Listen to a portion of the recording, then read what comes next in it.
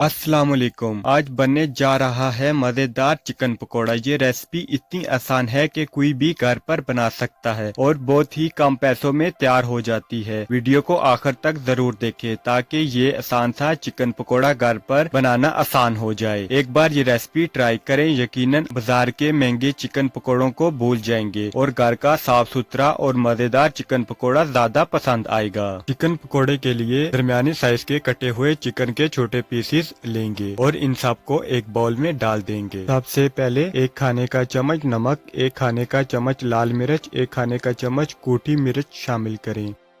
इसके बाद 1 चम्मच गरम मसाला, 1 चम्मच सूखा धनिया और 1 चम्मच जीरा डाल दें।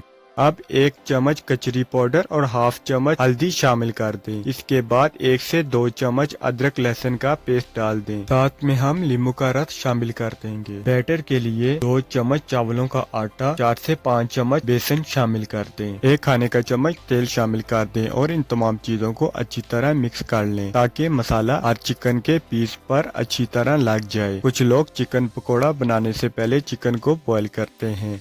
इस तरीके से चिकन को बॉईल करने की जरूरत नहीं पड़ती। अगर कभी चिकन अंदर से कच्चा रह जाता हो या अच्छी तरह गलता ना हो तो इसका आसान हल भी मौजूद है। चिकन को कुछ देर के लिए मैरिनेट कर रख दें और इसमें थोड़ा सा कचरी पाउडर शामिल कर दें। इससे चिकन बहुत अच्छी तरह नरम हो जाता है। अब एक फ्राई पैन में तेल गरम करें। तेल को अच्छी तरह गरम होने दें ताकि पकौड़े अच्छी तरह बने। पहले चूल्हे को फुल आंच पर रखें ताकि तेल अच्छी तरह गरम हो जाए। जब तेल गरम हो जाए तो आंच को दरमियाना कर दें। अब चिकन के तैयार किए हुए पीसेस को आराम से तेल में डालें और दरमियानी आंच पर पकने दें।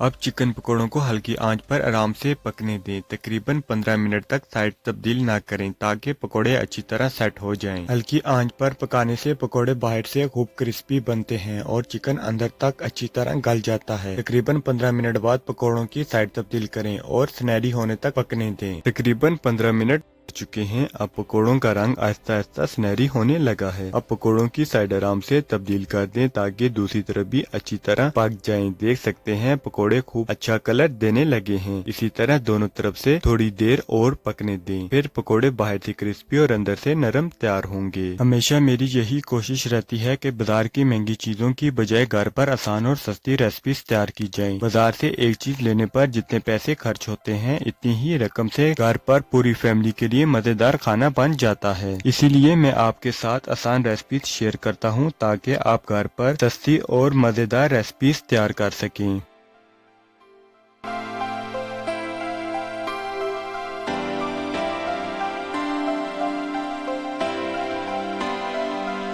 अब हमारा चिकन पकोड़ा तैयार है। देख सकते हैं कितना सुनहरी और प्यारा रंग आया है और खुशबू इतनी मजेदार है कि सिर्फ महसूस की जा सकती है। बेसन बिल्कुल परफेक्ट चिकन पर लगा है। बेसन दरअसल भी चिकन से नहीं उतरा। आप भी घर पर आसानी से इतने मजेदार और क्रिस्पी पकोड़े तैयार कर सकते हैं। अंदर से चिकन इतना नरम और जूसी है कि हर टुकड़ा खाने में मजा दुगना कर देता है। ये रेसिपी बिल्कुल सादा और आसान तरीके से घर पर तैयार की जा सकती है जिसे फैमिली के लिए बड़ी मकदार में बनाया जा सकता है। केचप या चटनी के साथ एंजॉय करें। यकीनन बाजार के महंगे पकोड़ों का मजा भूल जाएंगे। अगर वीडियो पसंद आई हो तो लाइक करें और चैनल को सब्सक्राइब करना मत भूलें ताकि मजीद आसान और मजेदार रेसिपीज आप तक पहुंचती रहें। फिर मिलते हैं किसी आसान और सस्ती मजेदार रेसिपी के साथ।